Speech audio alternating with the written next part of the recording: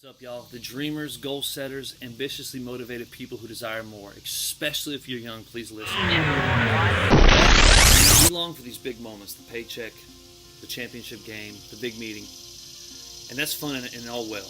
Yet I want to encourage you in something that's not as glamorous, but I believe more important. It's the deeper, more lasting reward that you get and the wisdom and the value that you get from this thing called the process or going through the in-betweens. What are the in-betweens? Well, that's the behind-the-scenes stress and the tears and the fights and the struggles, the prayers, the doubts, the lies that the enemy tells you, that your own mind tells you, the opposition that you face, all the while progressing forward to the greater purpose that lies ahead, right?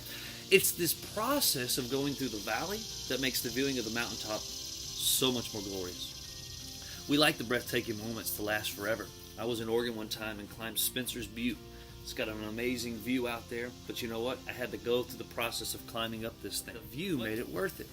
And so I want to encourage you, don't try to rush through the process, the in-between places. It's in those in-between moments that you can appreciate the mountaintop view, all right? It's in those in-between moments that you find out what you're made of.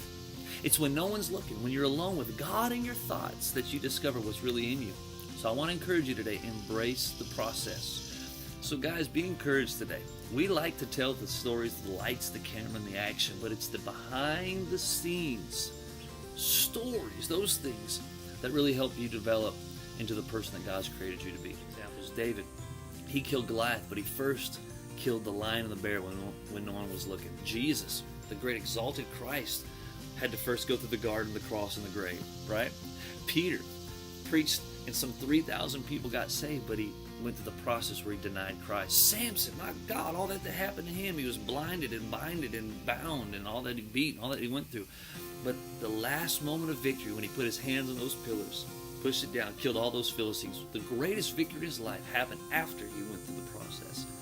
All kinds of stories we could talk about, but the important thing to know is that it's in the process of the in-betweens that we gain the wisdom, exercise patience, that word patience, and gain personal victories. They help us grow, they help us develop, they help us move to the next level. So embrace the process, embrace the in-between moments today, all right? Embrace the wisdom in the valley on your way up to the mountaintop. Galatians 6:9, and let us not be weary in well-doing, for in due season we will reap if we faint not. All right, walking in the light, I'm Zachary Bigley.